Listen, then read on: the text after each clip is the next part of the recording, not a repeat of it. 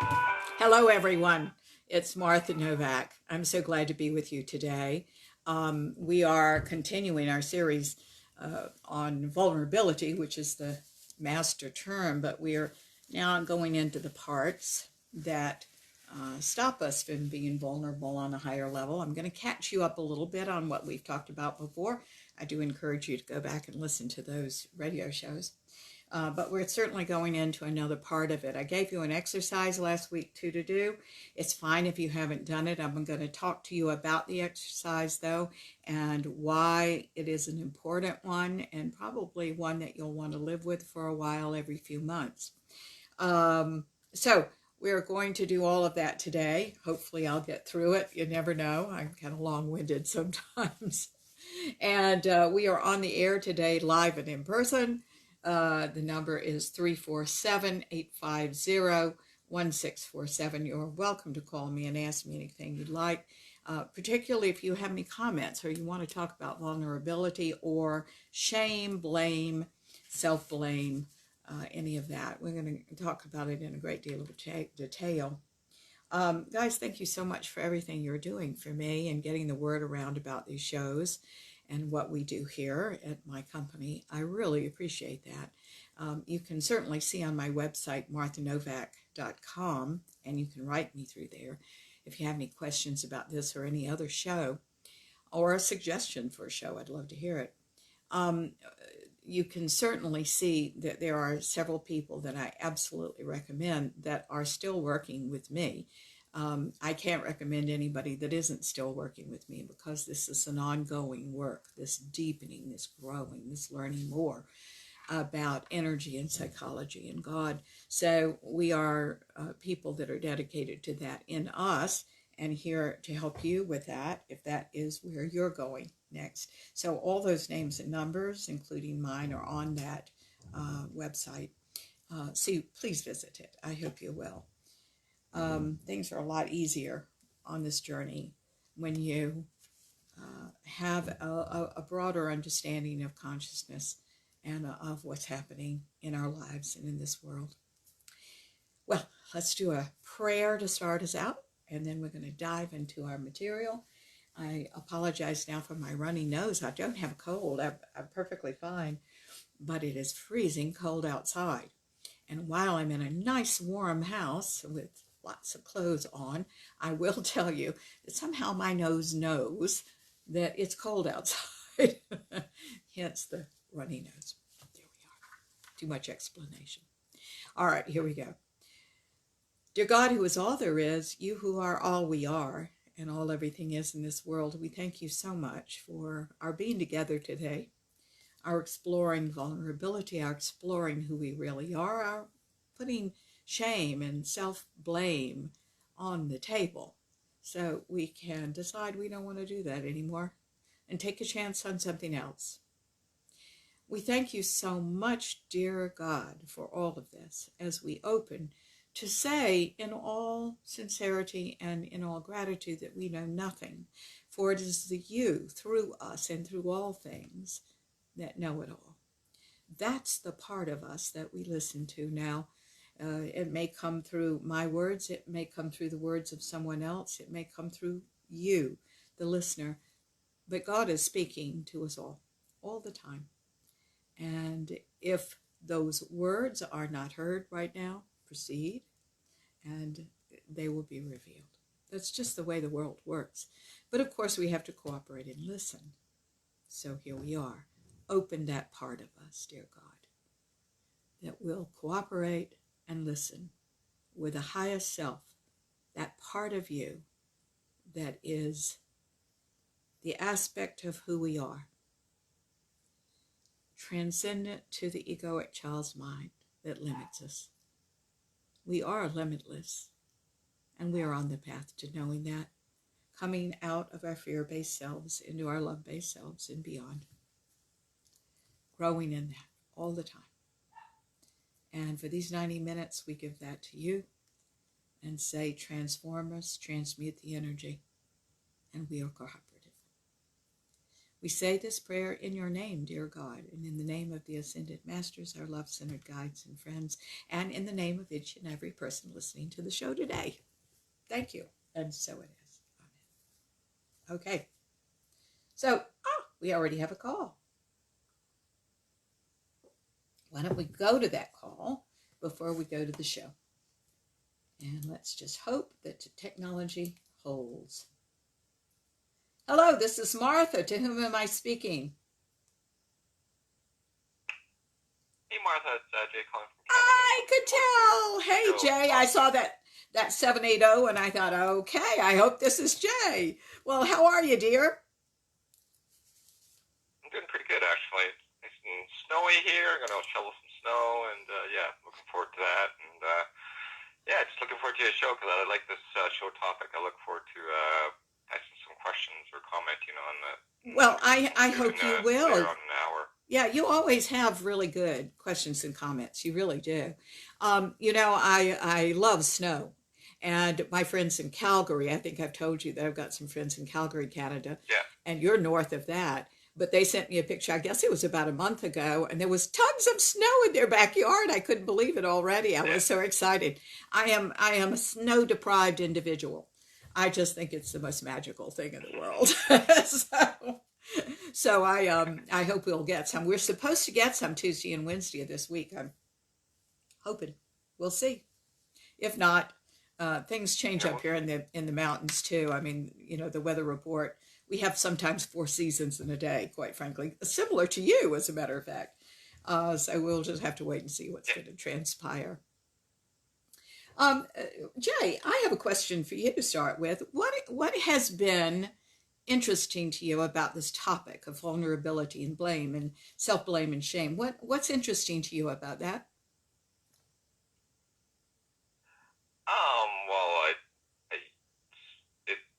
What is for me is like what is defined as shame, and how do you recognize it? Even in the workplace or amongst peers and things like that. So I think how it really it can demoralize you in some sort of way without you thinking it or labeling as shame. It could be something else, but it actually is really shame. That's absolutely true. So the thought, thank you for bringing that up. I had not written that down, but thank you for bringing this up, because I think the very thoughts that all of us have, like, I'm always doing it wrong, or I can never do anything right, or here we go again, they don't like me. Any of those things are a real shame-based thought. And the interesting thing that you're bringing up to me that I had not written down is that there's always a lot of self-contempt involved in shame. And I think I think that's one of the reasons that we don't want to recognize it always. But it's a very important part of our growth, don't you? Have I lost you, Jay? Oh. No, we're good. I can hear you. Oh, okay. Sometimes the phones do cut out, and we have a spotty internet, so you could hear me, but I wasn't hearing you. So, don't you think that's important? And that's one of the reasons maybe we avoid this topic, is that there's a lot of self-contempt. I think yeah. Go ahead, darling. I think the word itself really explains everything too. Yeah. Shame. Right. So that's really, and I find that it could be something even as the word death or something like that. That could be throw people off too. But it's really it's kind of like a self-demoralizing word, if you want to call it. It certainly is. So, and what's interesting is a lot of times our idea of this, and I am going to explain it further, but it's built on what we perceived when we were kids, because our issues are formed from appearances. So we want to find an answer for the unexplainable.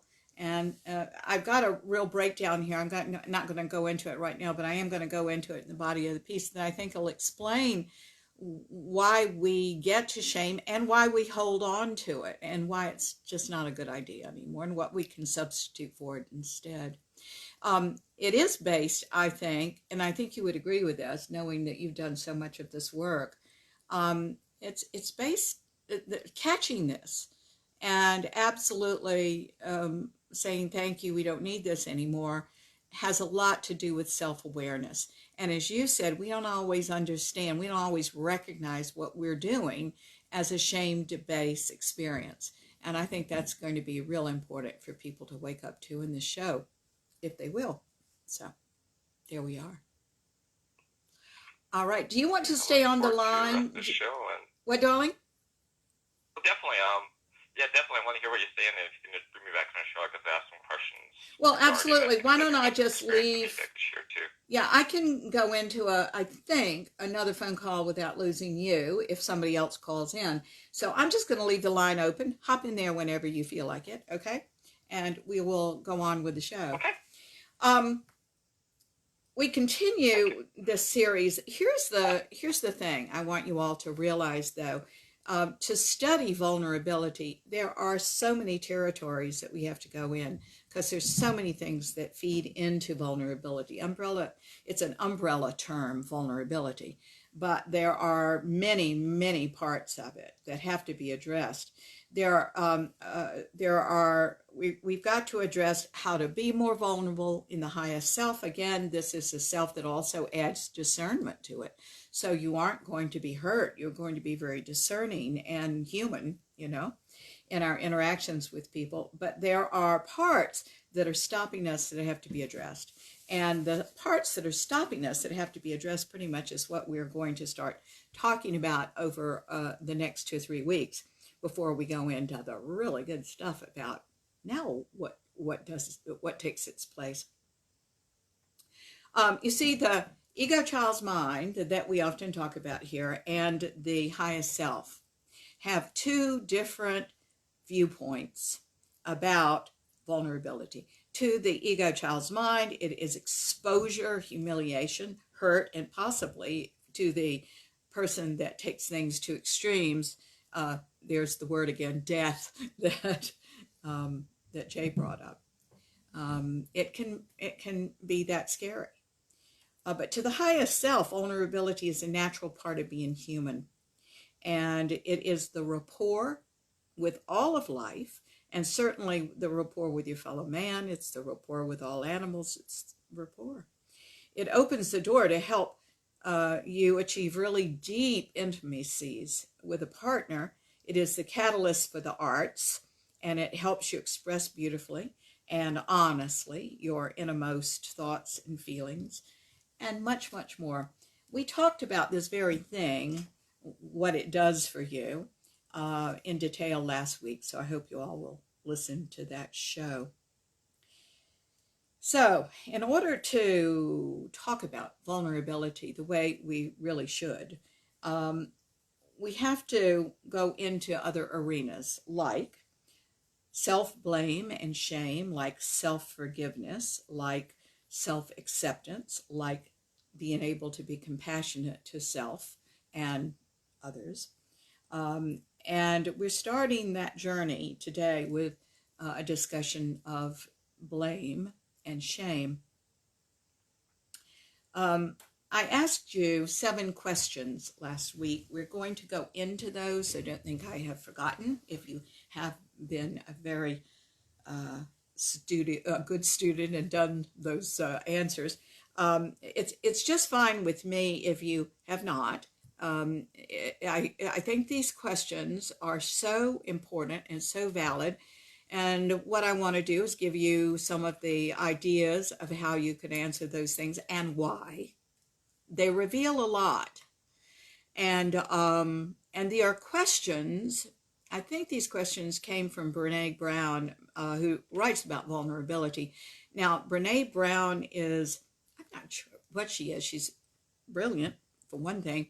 But I know that what she's doing is not consciousness. So I take things from all sorts of sources, and then I say, let's spin them and talk about the conscious self. Let's talk about what the ego child's mind does with that. Let's talk about what the highest self does with that. Continuing to point out these 2 parts of you and why one stays too long in the ego child's mind.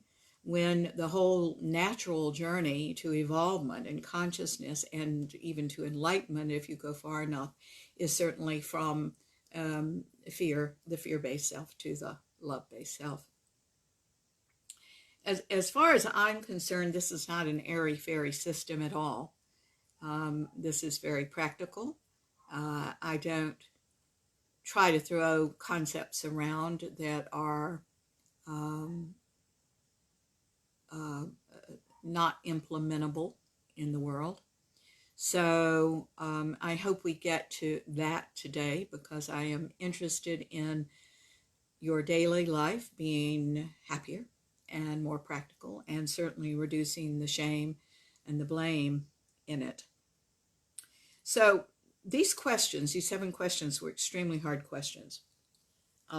If you did the exercise correctly, you struggled with these questions and what the answers were, if you did it at all.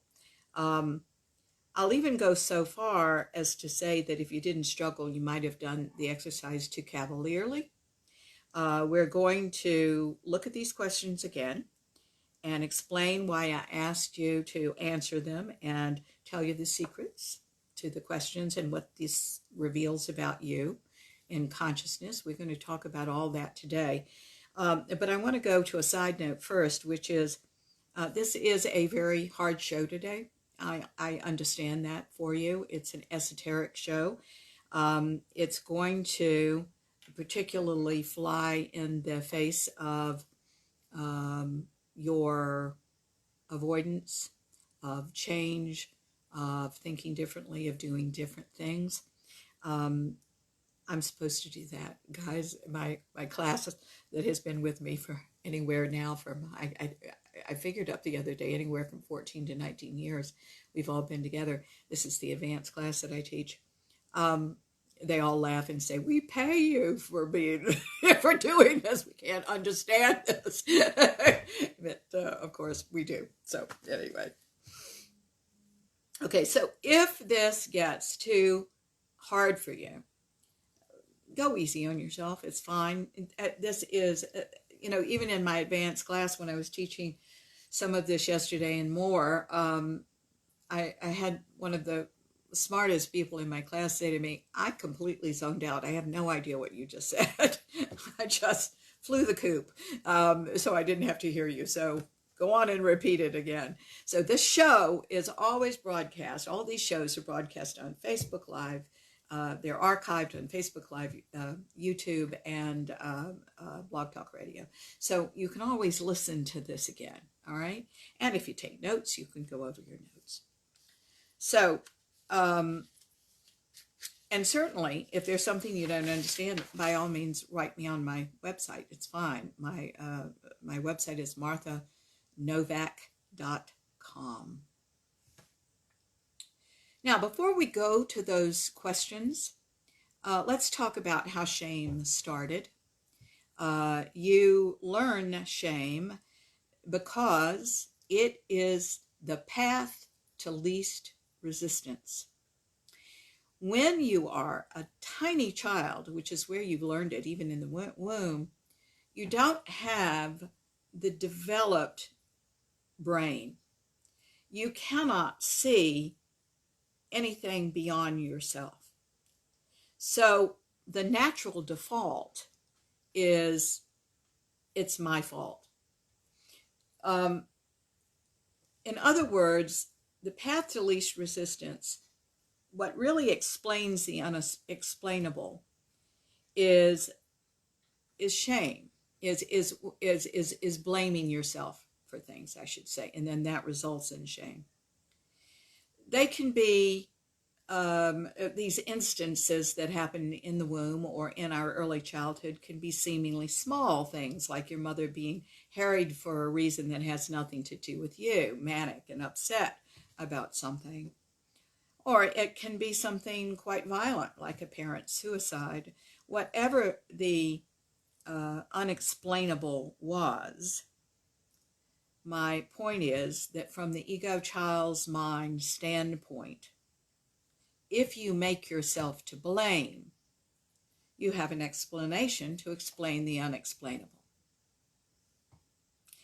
And it's one of the things we do because our brains are not developed. We can't see that's their problem.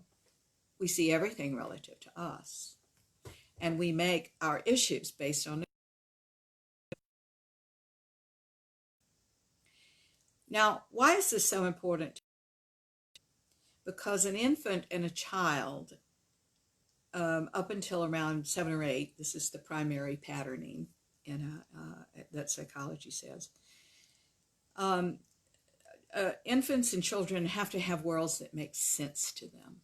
The world has to make sense to them. If it does not, a child's survival is truly threatened. Many children just check out. This is children that aren't adaptable. If their brains are not adaptable to make issues, they don't survive. So your issues actually are a survival tactic, and that's great. But long after you have survived, and when your task should be applied to other things like consciousness, you're still surviving. You're still doing the same things to survive, and that isn't so great, those old patterns, you see. So remember this first point. If you are to blame, it explains it all. It isn't right. They're gross lies. But from the child's mind, the simplistic fundamentalist mind, it explains everything. Second thing I want you to know is it hurts less if you get there first and punish yourself for an infraction or seeming infraction. Anticipation of the hurt is worse than the hurt itself in many cases. The weight and the anxiety is unbearable, so we jump in there as kids and we castigate ourselves. We make the punishment far worse. We blame, we shame ourselves. And then after that, all the punishment that we have after that is not as bad as what we have inflicted on ourselves. So we've already done the worst. The rest is easier. As one of my members in class pointed out yesterday too, it's a form of control, this point that I'm making right now. You're controlling the punishment. So you actually feel better in some weird way when you're doing this because you have power. You have some power. You have control over your life. But of course, it's in a very self-destructive way. But I think that's an important point because you keep doing it because this is your version of controlling your life, even when you're small. You know, it's so easy to believe that when we're small, we're powerless completely. Well, here you have power. You get to punish yourself worse than anybody else.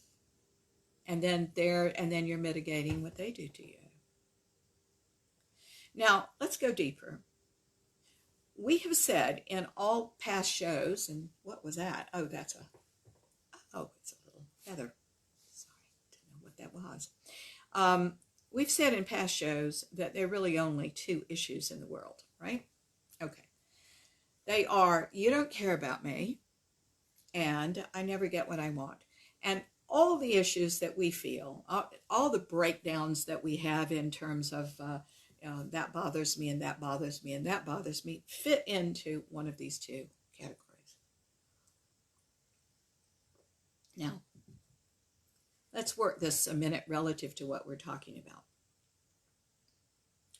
Let's say you have perceived that you're not cared for. You can sit in a wet diaper too long to have that feeling. Your family is screaming at each other and ignoring you. You can be ignored for many, many reasons. Your parent would rather date or be ill or work or do most anything than parent you. They zone out in front of the television while you're screaming in the crib. Who knows what we do with all this, but whatever the reason, you feel you're not being cared for. So, this is what you do. It must be your fault. You can't do anything but think about yourself, darling, at this age. Kids don't have a developed brain, therefore it's not them relative to the world. It's them. So, here's the breakdown. It must be your fault. Second thing, it is your fault. Third thing, that's when you self-blame. It's my fault. And run with scissors about that. And then the fourth thing you do is then you feel shame. Now, the interesting thing is so much of this is already forgotten in our past. We just have carried the shame forward. And we have to address it. Now, granted, that was a simplistic breakdown, but nevertheless, something like this happened to you. For you to feel shame. This somehow was the inception of shame in your past. It explains your world, but it explains your world, again, based on appearances, not on truth. The child's brain only develops in your 20s, and I'm not sure all of it develops in, quite frankly, speaking for myself. There's no way a child can see anything but appearances. And so, this is how the issues form. Now, somewhere along the line, you feel you're not getting what you want. Let's go into that. But this is already in play from the very start, because all you ever wanted originally was to be cared for. And you've already perceived you didn't get that. So now, that's really reinforced. So when you have the answer to why you're not cared for and why you're not getting what you want, and here's something really important to know. There is a relief that is felt. You finally understand. You have an answer. You can survive these feelings of chaos and despair because now you get it. You understand. You are to blame. And while shame doesn't feel good that comes out of that blame, the relief of having an answer does. So being to blame becomes a relief for the anxiety of not being able to explain anything. And then, to entrench that even more, you've learned to soothe yourself when you blame yourself. And it's a big relief too. We all get addicted to the soothing, particularly if we have a life that is harsh when we're being really harsh to ourselves. Good morning, Kat. Good morning, Michelle. I'm sorry I didn't see those notes right away. Happy Sunday to you guys too. I'm so glad that all of my friends are here, including Jay. We really appreciate it.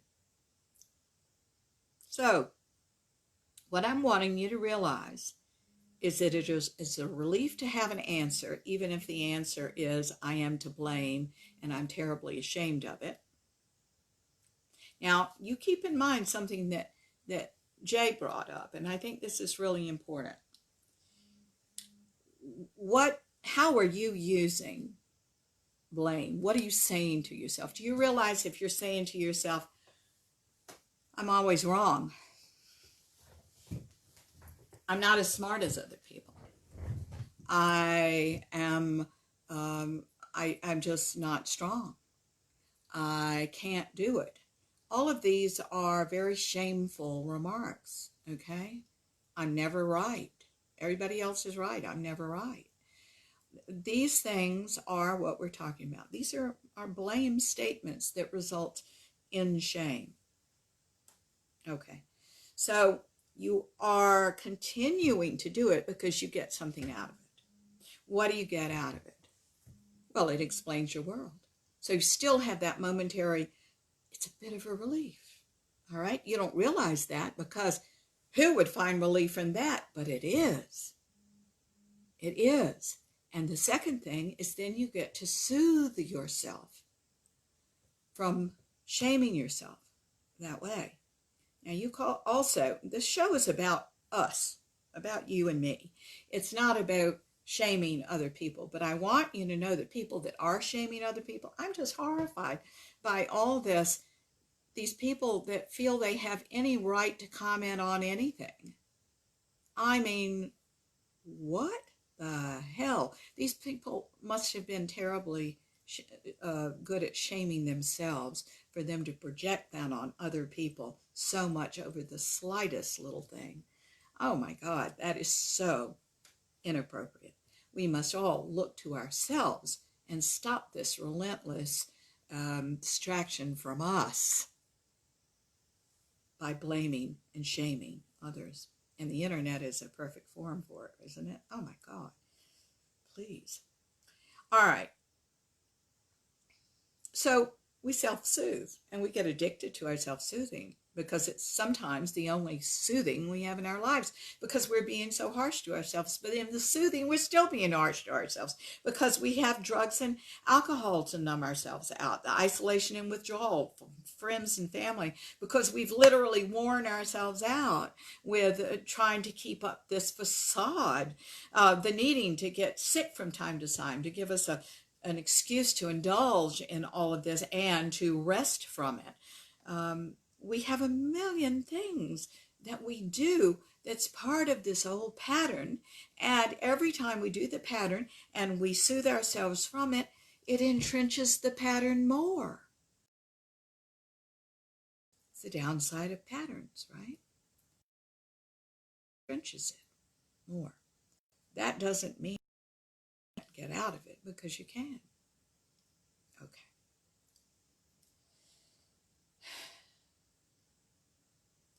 You're getting something out of the self-blame and shame.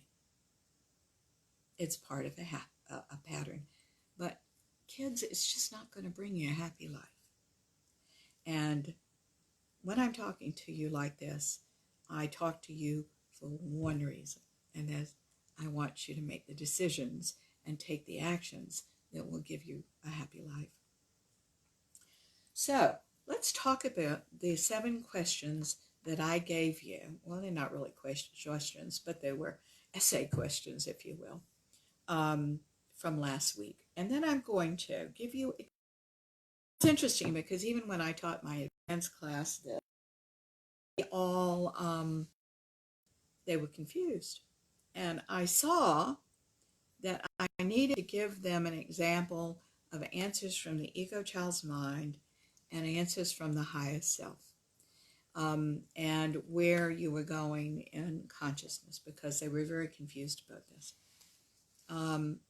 I do want to put on the table one thing, and that is, while our answers may have been all over the place, what you're ultimately going to in consciousness is that you're the same person every time, no matter what, and that these particular questions, which I thought were very good, that if I'm not mistaken, Brene Brown had in her book, I'm the one that made it an exercise,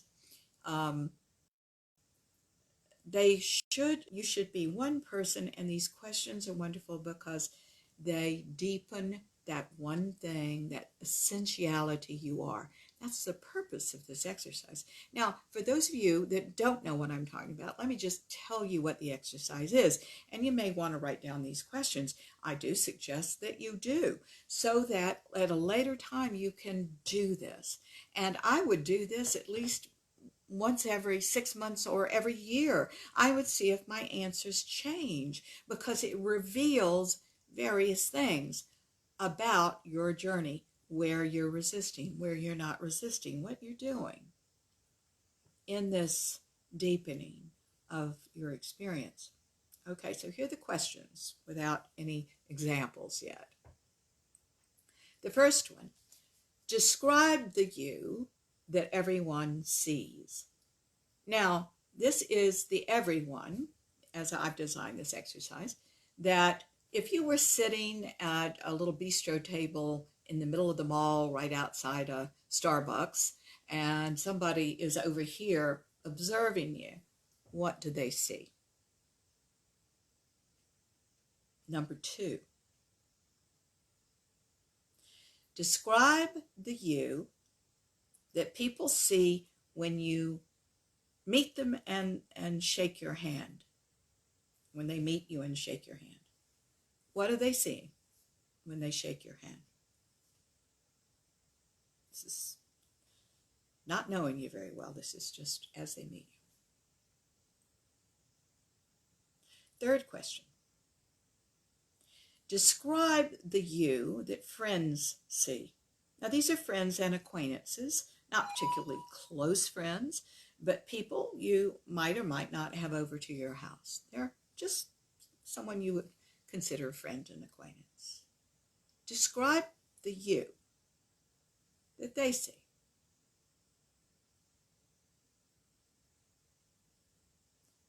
Number 4. Describe the you that your best friend and or your family, if they actually see you, see. Some people don't have families that see them at all. So, in our class we said, well, I chose my best friend, certainly not my family. Some people do choose family. But describe the you that your best friend or your family, if they see you, see.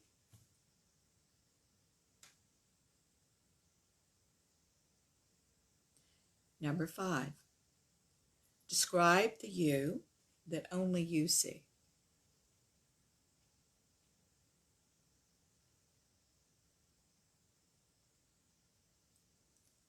Number 6. Describe the you that's still hidden.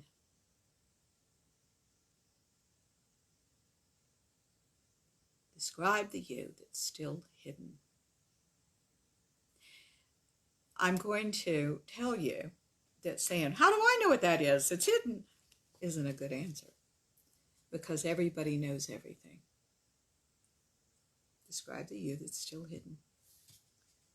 And 7 is describe the deepest part of you.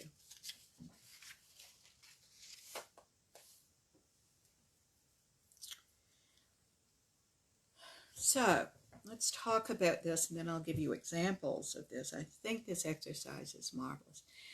I wasn't planning last week to give you this exercise. I thought it was an extremely advanced exercise, and it would scare everybody to death. Certainly did my people, because you have to be abjectly honest to do this. Well, you have to be very vulnerable, right? And something told me last week, as I was doing the radio show, I heard a voice saying, give everybody this. So I ended up saying it, so here we are talking about it this week. Okay. So if you find yourself repeating the same words for your answers, or if you find you're all over the place with your answers, you aren't really doing the exercise very well. So the highest self answers are going to be very different from the egoic child's mind answers. Again, you are the integrated whole, and these questions provide the ability to drill down. And I'll give you an example of that. They develop the same themes, but in deeper and more meaningful and more intimate ways. So, here's an example of a person's answers who stays on the surface and who isn't particularly honest with themselves. So here we go. Number 1, what everyone sees. I'm a small, red-haired, friendly person. I have a nice smile on my face. I'm very approachable. Number 2, describe the me when somebody meets me. What are they seeing? I look them in the eyes. They see I care. Number 3, what friends see? They see I care. Repetition. What? Number 4, what does your best friend or family see? That I care, that I do for them. Number 5, what is it that you, and you only see? That I have more to give, that I want people to like me. So my motives aren't particularly pure. I really want to please everybody. Number 6, what is the me that's still hidden? How am I supposed to find that? If it's hidden, I have no idea. Number 7, the deepest part of me, hell if I know. That's somebody that's not doing the work. All right? I just want you to hear it. In no way is this a judgment, but I'm wanting you to hear what the ego child's mind does in avoidance, in fear, and what a very thoughtful exercise would be. So let's give you the same example with the highest self now. What everyone sees. I am small, red-haired, friendly-faced, approachable. So the answers are pretty similar, but we're on the surface, aren't we? Okay. Number 2, what happens when, what does somebody see that I'm just meeting? All right. They see a curious person, a person who isn't afraid to find out who they are, a person who is nice, a caring person, a person open to new information, open to new friendship. All right. Number 3, what friends see, friends and acquaintances. A person who cares about people and animals. That's usually coming up in the conversation in some way. A person who, in her human flawed way, tries to demonstrate caring for people and animals. Someone who is conscientious, kind, funny, who believes in live and let live, and because of that isn't very judgmental about anything. Number 4, what your best friend and family sees.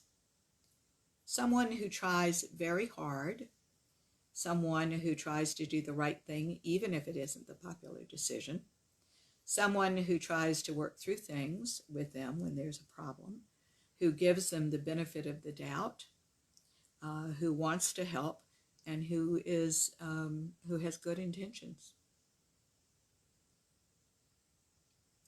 What only I see, that I trust God so much that in any circumstance I am never alone, and that everything is 100% all right, even if it hurts.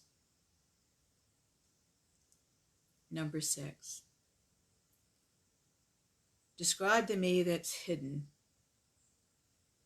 Part of me that's hidden is that I am open to and cooperative with the ever-deepening and growing me. And while I may not be able to describe it or call it by name, I'm going there. Number 7, describe the deepest part of me. The deepest part of me is a continuing evolvement of more love and more gratitude. That's the deepest part of me. And it's always going. Now, those are simply examples of the 2 ways that you can answer these questions. You keep in mind that the power of this exercise is to answer the questions honestly. I'm not saying that first ego child's mind example is bad. That might be the best we can do today. But where are we going next? The point is to keep moving in your growth. Now, right now, we have 2 other calls other than Jay, who's still on the line. Thank you, Jay. And Jay, I hope I don't lose you as I go to these calls. So let's go to the calls right now, and then I'll continue with what we're doing. Hi, I'm talking, oops, no, it's not on yet. I'm talking to a 917 exchange. To whom am I speaking with? I'm just listening. Thank you. Hello, what is your name? Oh, you're just No. listening. Okay, you weren't calling in to speak on the air. All right. Well, you just keep listening. We'll leave the line open for you. Okay. All right. Here we go. We're going to go to another call. Thank you for listening. All right. We are at. I'm talking to a 773 exchange. To whom am I speaking? Nancy. Hi, Nancy. How are you? I'm good. It's good to talk to you again. I know. I remember Nancy. How are you doing? Good. I was just listening too, but I do have a question. Yes, ma'am. Those were really good list, and I'm just wondering how to, I guess, day to day, try and remember them. Yes. Impossible. You can't swallow the elephant whole, my darling. That's all. But it is a gradual working. There is a first step, Nancy, and the first step is that we have to be more self-aware. So I think it's very important to notice there. I mean, I'm being very silly, but right now, notice the notice what you're saying. Notice what you're thinking. You're saying whatever you're saying is reflecting what you're thinking and what you're feeling, and more importantly, notice what you're saying to yourself that is silent. I think these things are very important because it's easy to say, well, I don't self-blame. I don't self-blame at all. And then yet, whenever we make a mistake, are we vilifying ourselves because we made a mistake? Are we personalizing it? Are we trying to mind read what other people feel about us? All of that is based on the fact that we are full of self-blame and shame. So we've got to notice it first. Oh my gosh, isn't that interesting? There are a lot of people that come to me and have no idea that they're afraid of everything because we have coping strategies that we have created as adults, that make us look good. I mean, we put a lot of attention into looking good in our facade and making sure that we don't appear as insecure as we are, right? And so part of waking up in consciousness is to say, hell, look at what I'm doing. This isn't me at all. It's just what I'm presenting. It's not really who I am. Now, here's the scary thing about that, and here's the truthful thing about that. The scary thing is the ego child's mind thinks, oh my God, I'm going to be decimated. Nobody will ever love me again. I'm going to appear, this piece of crap that I think I really am. The good news is that's just plain a lie, but that's not true at all. And what is underneath there is the authentic self in God that you are. And you're not taking a chance that anybody's going to love that. So you're not taking a chance on love. And that's a shame, And when we do that, we kind of miss our lives. Does that make sense? Like to make sense, Yeah. So I think it's extremely important for us to realize, well, I said I'm going there at one point when I was reading the higher self thing. I don't know what's out there, but I'm going there. I think of that marvelous James Earl Jones, whom I just adore, that was in the movie Field of Dreams.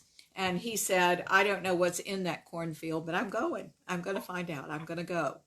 And I think that movie in that moment is so meaningful to everybody, not because he may die or he may live or whatever is going to happen, but it's meaningful because that is a decision every one of us have in life, that we are, you don't know who this higher self is. I can tell you what it is. Anybody who has made this journey and has gone any length of time into it can tell you that you're going to find out only wonderful things, that you are God and that you've got marvelous decisions. You're the aspect of God you are, and you're bringing light into this world and what you know and contributing in your way with your wisdom. But the ego child's mind doesn't know that because it thinks it's flawed. It thinks it's defective. It's not.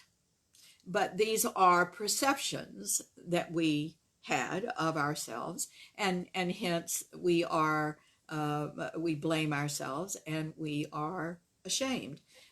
We've got to realize that we are literally still making decisions and living our lives based on lies that we told ourselves years ago. They are lies.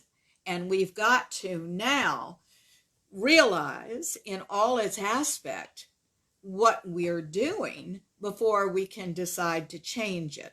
Now, the first part of it is seeing it, Nancy. And the second part of it is owning it. And that's a different experience here. And here's what I mean by that. We can't go next door. You cannot go next door to your neighbors and sell everything they've got in their garage. And when I say, why can't you do that? You would say, because it's not mine. It's the same thing about this. If you don't own, look at me, how I beat myself up. I beat myself up over this. I am shaming myself in this way. I hear the words I say to myself. I'm owning that I do that. You can't sincerely give that energy to be transmuted into something marvelous in the here and now in your life. Because if we won't look at that, if we're avoiding looking at our blame and our shame of self, we can't let it go. We'll have a vague idea about it, and then we back off from it and say, I don't want to see how harsh I'm being to myself. But we must. And those of you that are so committed to consciousness, you must. It's not going to kill you. You sit there and you look at it like the neutral observer. Well, look at what I'm doing. Look at what I'm saying to myself. It's not that you believe this anymore, but you have to see what you're doing. And then go, man, I own that I'm doing that, and I'm going to now make a different decision. Does that make sense to you? So that's the first step, Nancy. You know? Okay. Yep.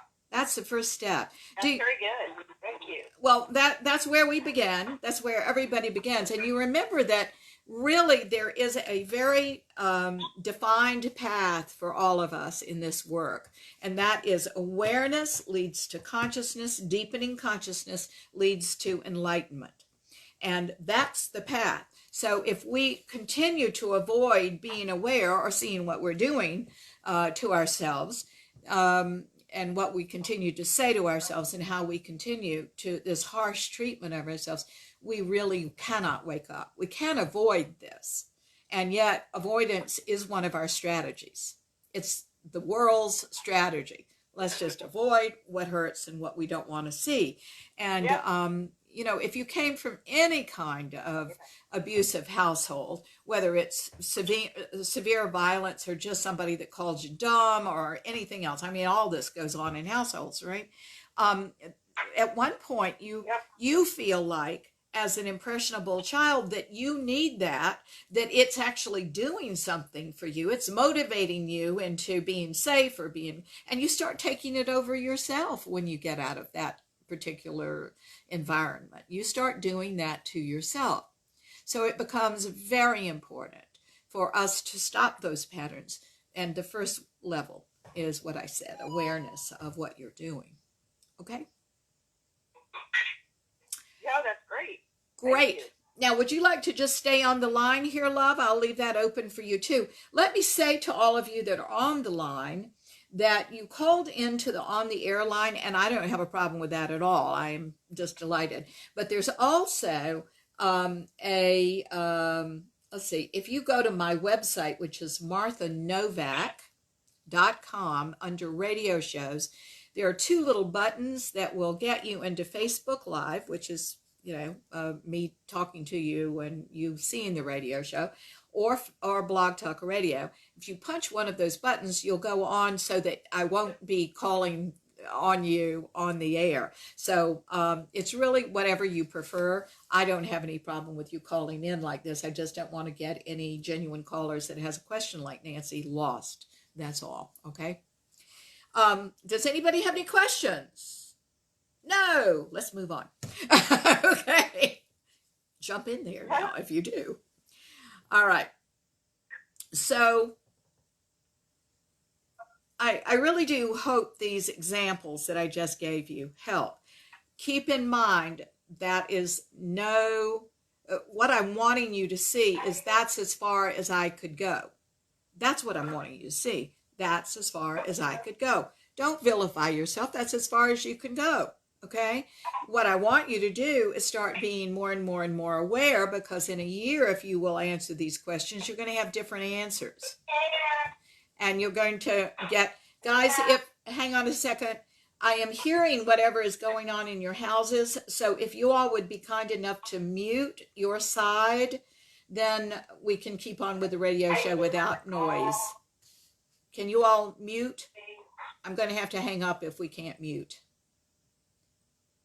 Okay, so please mute your side so we're not hearing what's going on in your house. That will help a lot. Okay. Oops, we're not muted. And I don't know which of these numbers are. Whoever is having noise go on in their house, please mute, because we're hearing all that on the air. That's the problem. Okay. One of the reasons that the ego child's mind gives such different answers from the highest self on that exercise is because of what Nancy and I were just talking about, the word avoidance. We avoid. There's actually, if we avoid enough, there's actually a personality disorder that psychology talks about called the avoidant personality. In my opinion, we all have the avoidant personality to more or less different degrees. We're hanging around to try, we tell ourselves, the ego child's mind continues to tell us that we're going to get something out of the old programming, even though it always ends in the same thing, which is loneliness and heartbreak and despair, and never gets us what we want, right? Oh, I love that. Our friend Peter, thank you, Peter, says to ace life, awareness, consciousness, enlightenment. It is ACE. I love that. Thank you, Peter. I think that's just wonderful. I've taught that for years, and it's so interesting. I never saw it spelled ACE. So thank you. That's really quite wonderful. So, you know, we have propaganda that comes from the ego child's mind that says, look, you're going to eventually, if you just keep on being in fantasy, you'll get what you want. Listen, no, you're not. Fantasy is its own reward. You're not going to get anything with fantasy. These old patterns are scripts, and the end is already written, okay? The end is already written. Your end is your script that you had from doing these old patterns. I've got to, guys, I've got to ask you all to please mute. How do I do that? Okay, I'm going to mute. There we go. I think we just did it. I didn't know I could mute from my end. Well, I didn't mute from my end, apparently. All right, let's try that. Okay, I hope I didn't take you all off the air, but I had to stop the sound. Okay, you've got a script. You've been writing a script for your life since you were kids. The reason it ends in what it ends is in every time is because the ending goes with that particular script. So to change the ending to a happier life, to a happier experience for you, what we've got to do is change the script. That requires, thank you, Peter, ACE, that requires awareness and a deepening of consciousness and change and growth and the opportunity that's always inherent in that. Then you're going to get a different end, because the script is different. But let me tell you, it's fantasy to think you're going to have a different end if you stay with the same script. It's not going to happen. I'm sorry. I wish I could say, oh, yes, I'm a little fairy godmother. I'll wave it over you and yes, it's going to be all fine. It's not going to be fine. You're going to keep getting the same things again. You're going to keep disappointed. You're going to keep heartbreaking and being heartbroken, but you're creating this over and over and over again. I had a girlfriend, and you all may have heard the show quite a bit ago, at least a year and a half ago. A real close friend of mine died, and why she chose that path, I don't know, but she did, and we had to, all of us that were friends with her, because she was an alcoholic, we either had to move away from her and be judgmental, or we had to love her and realize that she had a right to live and die the way she chose. I do believe we do. And the irony here is that she knew all this material better than I. She knew this material, or certainly as well as I. And she chose not to have this in her life and experience this in her life. The irony is she was terrified of being alone. And yet one of the things she did was drink and disguise her drinking and not let anybody see and not let anybody close. She created being alone until the last couple of weeks at the end of her life, at which time she let us all back in and wanted us. You know, I think that it's wonderful that we don't leave this life without knowing some of this and trying to make things right. But what if you knew it when you were 30 or 40 years old? What if you knew? What if you went on this conscious journey? There's a reason I can't talk. And knew these things, knew it was all 100% all right, and really knew it and owned it. Again, you've got to own these things. They become part of you. And while you're growing and changing and ever deepening, you know what you know. And that grows and deepens and strengthens in you. It would be happier lives for people. Human beings, though, don't like unfamiliarity. They don't like the unknown. And they tend to avoid it. They would rather stay knowing where the rocks in the water are than getting the boat out of the water and putting it in water that doesn't have any rocks, because the rocks are familiar. The ego child's mind sends up all sorts of propaganda that the only reason you're alive and well and intact is because of the limitations it has imposed on you that you are living, hence your patterns, and that you are only safe because of that. And I want you to know that's a big lie. You are already safe.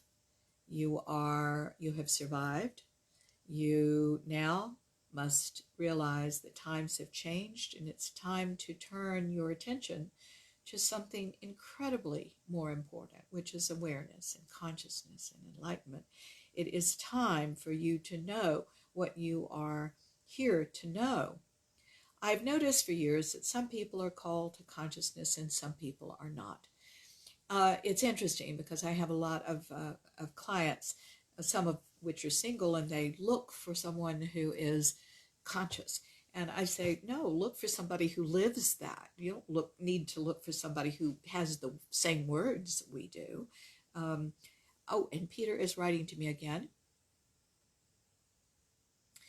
He's saying it's hard to be aware that the script you live makes you unhappy. Yes, I agree with you. Then to change it requires work that you have to face. Ugh, but it's your life. Peter, thank you. You know, that's absolutely true. You know, you can think of the ego child's mind thinks of all change like this is scary, and it thinks of it as a burden. But the ego child's mind tends to think of everything as a burden except what gives them intense pleasure. Not necessarily gratification, which is different, which is expending some effort, by the way. Gratification is different from pleasure. Pleasure is the sunset, and I will enjoy it thoroughly, but when it's gone, I never think about it again. But the gratification that comes with me struggling to write my next book, and the work and the application and the getting there and the choosing the right words to express the deepest part of me. Now that's gratifying. And oftentimes what happens is we, in our unawareness, we always run toward pleasure, and we never find the gratification in the things that really fulfill us. Certainly, It requires a great deal of diving down into us and finding our honesty and our who we really are, and realizing that's our unique wisdom, and then contributing that, and not thinking about the return of it. I hope you like what I do, but I'm not here because you like what I do. I'm here because I feel I have something to teach anybody who wants to hear. And if you don't want to hear, that's fine too. And if you do, that's fine too. I'm trying to help. That's what's motivating this radio show.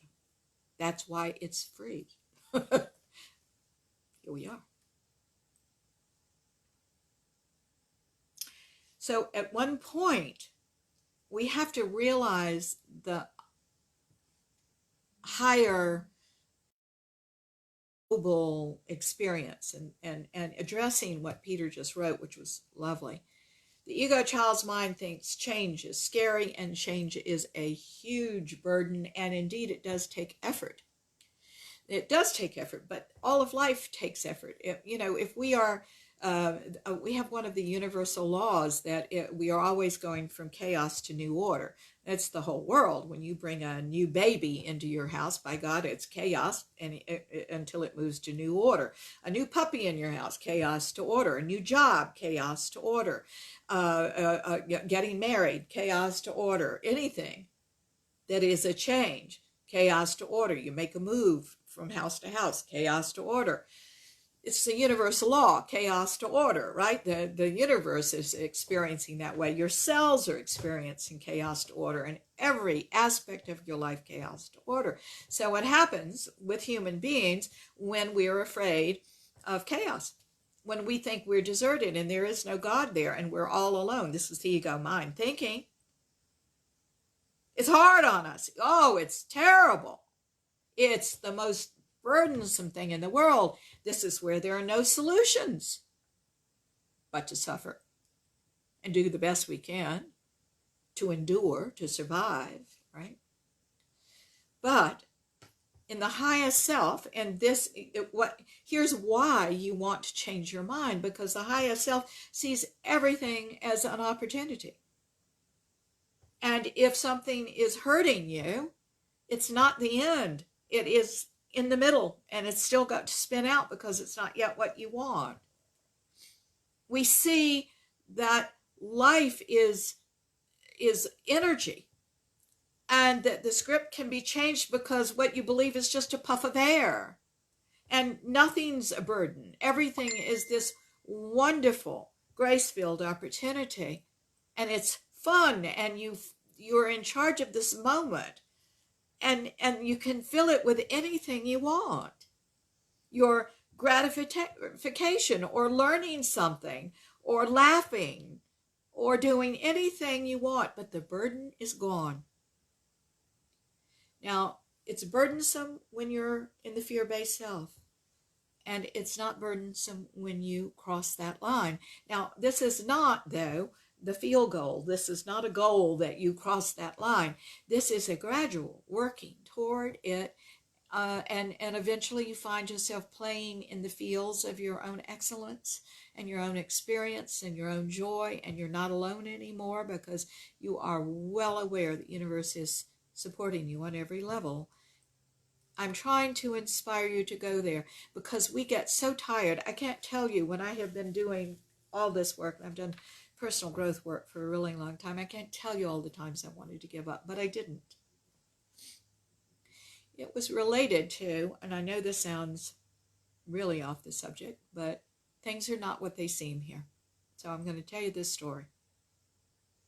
My mother died of spinal cancer. My mother was my closest ally, closest friend. She was a really wonderful person, and certainly anything that I am that is nice or positive probably came from my dear mom. My dad too, but my mom was a real influence. She died of spinal cancer. It was horribly painful. We didn't find it until the very end. She hid it. And when she was dying, she was blind anyway. She had been blind the last 25 years of her life. So she when she when she was dying, she couldn't see anyway, so she had one eye open, one eye closed. She had lost so much weight, she looked like the little wraith in Tales from the Dark Side, you know, that little puppet, or marionette, or whatever it was. And I remember her minister that from her church came to visit her, and he practically ran out of there, and he told me at the door, he said, "Don't look at your mother. Don't look at her. Don't see her like this. Don't look in her face." And I couldn't believe he said that to me, because Grace had told me, my spirit had told me to look at everything, to not look away. And I'm so glad I did, because here was my experience. I kept looking, and one day she was the most beautiful, unearthly thing I'd ever seen. Guys, even death is not what it seems. And we are all afraid. So what? Just keep going. Oh, do. You're going to see so much more. You can't predict what you're going to see right now because it's blocked. But these things open the deeper and the more willing you are to see it all. So, here we are. I am really honored that you all do listen to this show. I'm really honored you do express yourself like Peter just did. It is wonderful, and I'm very proud of you. And all it says is, here is where I am in my journey, and I say God bless you for it. You're going to be somewhere else tomorrow. Just keep going. Just keep being cooperative, okay? Good. So I want to put on the table that anytime you go from chaos to new order, and my husband pointed this out to me, he's an engineer, and when he heard me lecture in the early days of our marriage, he said, you should tell people that really nothing goes from chaos to order without a great deal of effort. It takes energy. It does. It absolutely does. And I want to put that on the table for you. But if your journey is to know more, is to be more cooperative, is to be in this journey from the fear-based self to the love-based self and deepening consciousness, then it will require awareness. It will require your attention. It will require changing things. So I'm going to say, first of all, I urge you to revisit this exercise. First of all, take it and see what's there. See it with eyes that I hopefully am opening for you as you do this. Take it to the best of your ability. Take it a year from now. And observe that the answers are changing. Again, the key to this exercise is the fact that what we want for you is to be the same in every circumstance. But these questions give you the opportunity to develop a deeper theme, develop that theme more deeply. You understand the essentiality of you and who you really are. So what happens when you find yourself blaming yourself, when you find yourself shaming yourself? Let's say you are catching these things. Well, I want you to find the evidence that that's true. Find the evidence. Give me the evidence, and I say, I'll give you the ticket so you can just blame and shame away. You can't find any evidence. There is no evidence. Sure, all of us make mistakes. That's human. I mean, there are statistics that show if you make 10 decisions, 3 to 4 of them are going to be mistakes. Why not? So we made a decision based on partial information. Now we know more is not a mistake anymore. And if you learn from it, it's not a mistake at all, is it? It's only a mistake if we classify it as that and keep it a mistake. So learn from it. Change things. Change your business plan. Change, the way you talk to people next time. Change it. Right? I think it's so important for you to realize that you are following a pattern based on assumptions that were old awarenesses that are no longer valid, and it's not true.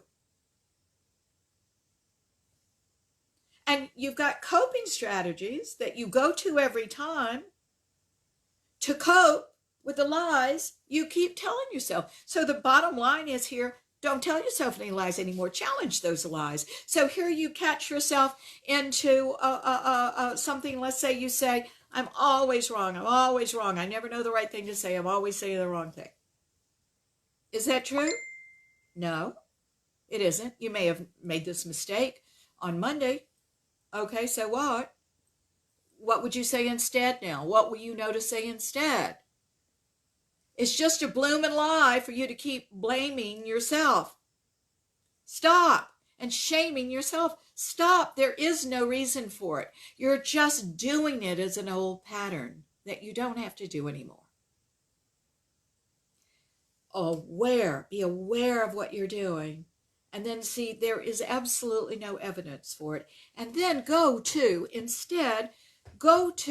absolute truth of the situation. Now, this takes a lot of opening your larger mind, because the truth of what you did or the situation is not 180 degrees opposite what happened.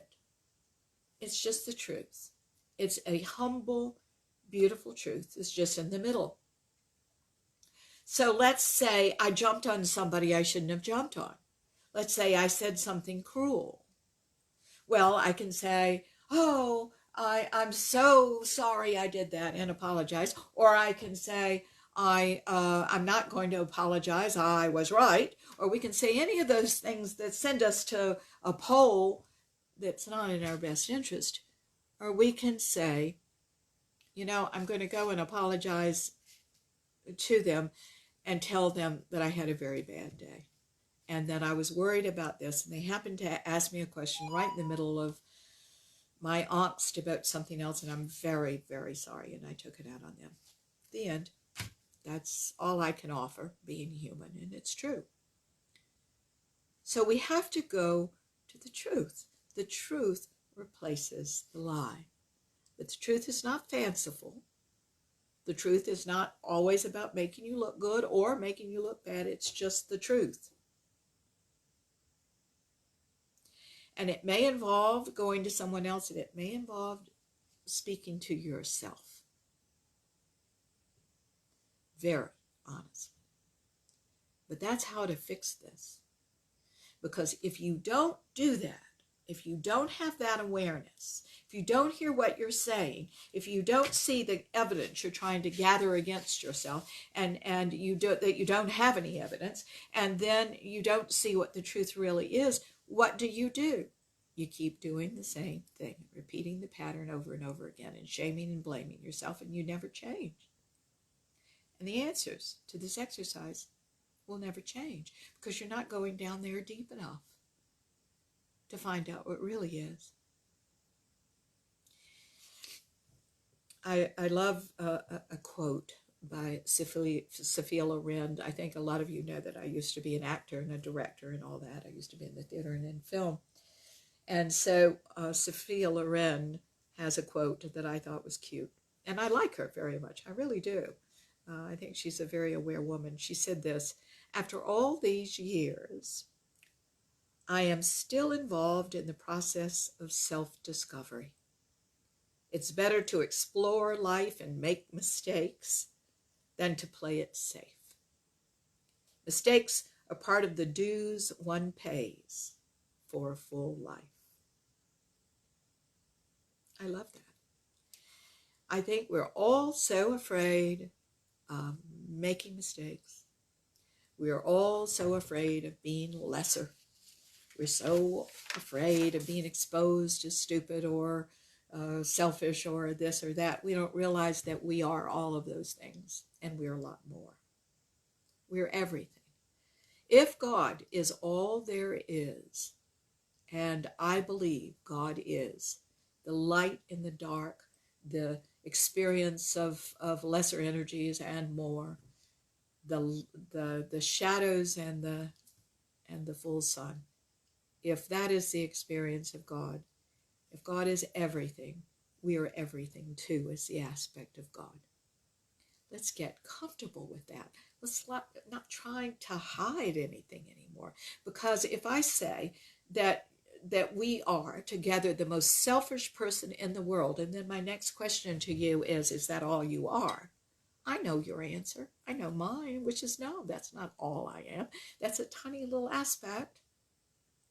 So now we have the choice, are we going to live that aspect in this moment, or are we going to live another? That's ownership. That's ownership. You're much more. We need to not deny these parts of the ego child's mind that is every single one of us. We need to embrace these things. And only in the ownership of them do we say, and now I think I can do something else. I want to be this instead in this moment. You understand? And that's getting on with it. There's a relief that comes when you make this big transition into the arena of your being more. That's the true relief. You can be yourself. You don't have to wear a facade anymore. It's just you are what you are. It's pretty powerful stuff. And if people like you and care about you, then, and that's when your relationships are true. That's when they're real. That's when you listen to that deepest part of you, you offer yourself in vulnerability. But it is a high level of vulnerability where everything is okay. Where you're just saying, here I am at my authentic self. I'm everything, but I'm trying to be this. It's great.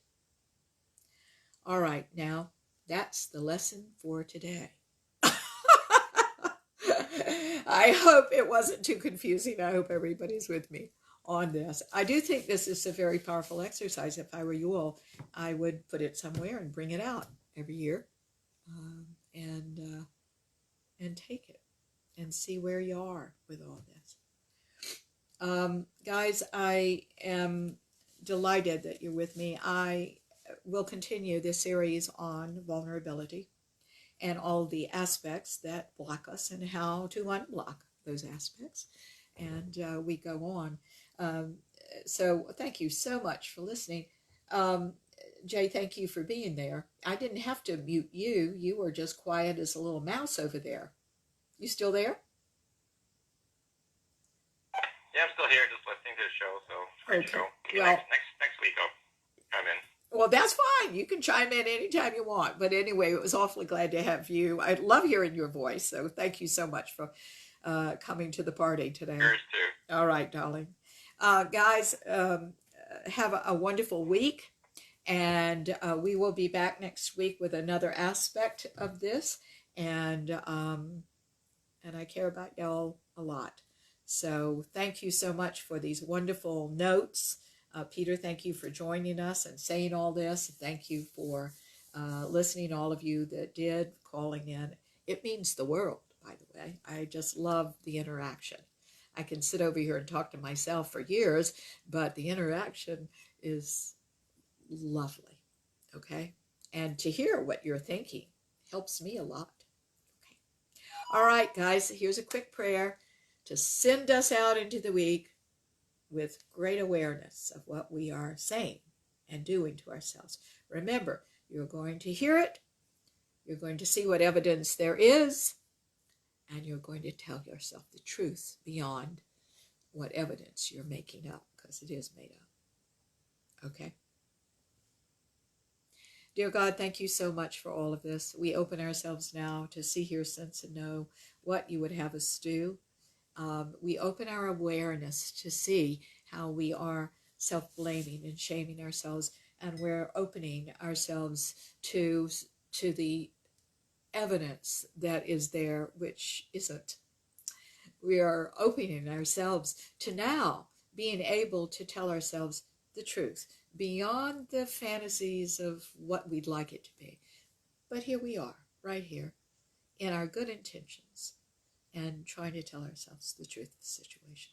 We ask for your voice to come through us in all these aspects, that we may hear this ego, child's mind self that's giving us all this shame and blame, and the highest self that is freeing us from it. We thank you so much. It's all part of our perfect system, dear God. And we open ourselves to the deepest levels of you as us.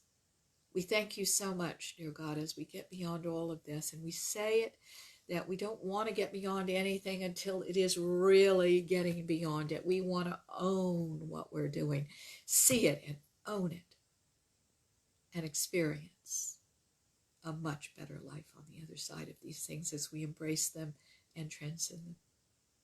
We thank you so much for all of this, and we say this now in your name, in the name of the Ascended Masters, our love-centered guides and friends, and in the name of everyone listening to the show. Thank you so much, dear God, and so it is. I also want to say to all of you that it means the world to me that you all are getting the word around about this show. You're liking and befriending and sharing, and what is the other thing that one does on social media? I'm leaving something out. We like, we befriend, we share, whatever we do. Thank you so much for doing so. We do want to get the word out, and our community is growing. So thank you very much for doing that. That has a lot to do with the growth of what we're doing.